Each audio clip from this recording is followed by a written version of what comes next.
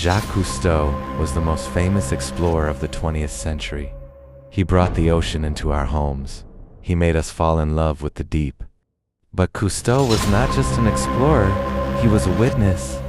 He spent more time beneath the surface than almost any human in history, and he often hinted that what he saw there was not always captured on film.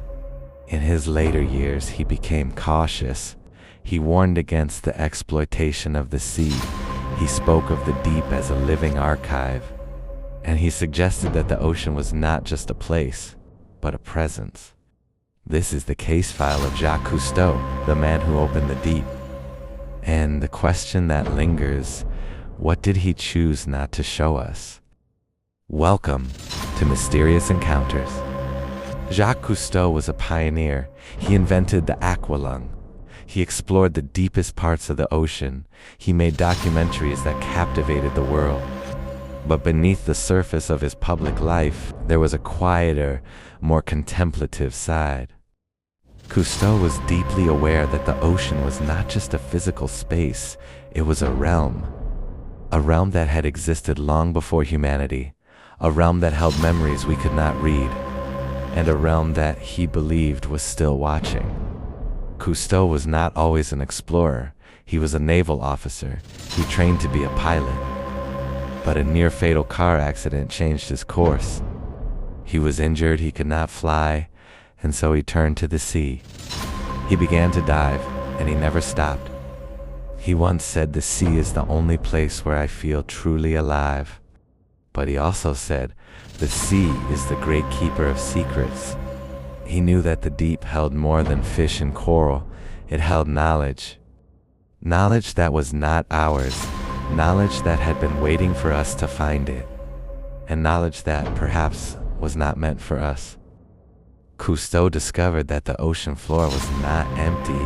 It was covered in debris. Shipwrecks, ruins, artifacts. He uncovered the remains of ancient civilizations. He explored the wrecks of warships and merchant vessels.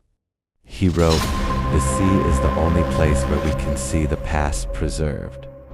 But he also hinted at something more, something that he encountered in the deep, that he did not fully describe. In a rare interview, he said, "There are things in the deep that I cannot explain." And then he stopped. He did not elaborate.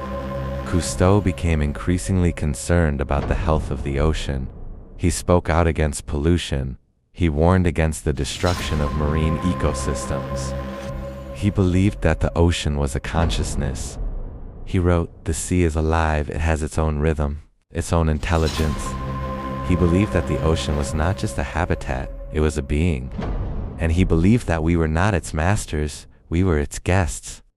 He once said, "The sea does not belong to us. We belong to the sea." Cousteau died in 1997, but he left behind a question. What did he see that he did not share? He spoke of a world beneath the world. He wrote of the invisible life of the deep. And he hinted that the ocean was not just a place of discovery, but a place of disclosure. He said, "The sea will reveal its secrets to those who are patient." But he also said the sea will not be forced. It was as if he believed that the ocean was waiting for something, waiting for us to be ready, and waiting for us to ask the right questions. Then perhaps Cousteau was not just an explorer, he was a librarian, a guardian of the deep, a keeper of the archive. And perhaps his hesitation to share everything was not secrecy, it was protection. Protection of a knowledge that was not ready to be seen. Protection of a truth that we were not prepared to understand. Cousteau opened the deep, but he also kept it safe. And the question he left behind is, what is the ocean still waiting to tell us? Jacques Cousteau showed us the world beneath the waves, but he also reminded us, the ocean is not a museum, it is a living archive. A place that records everything, a place that remembers everything, and a place that will one day reveal what it has kept. The deep is still open, and it is still waiting. Until next time, keep listening to the sea.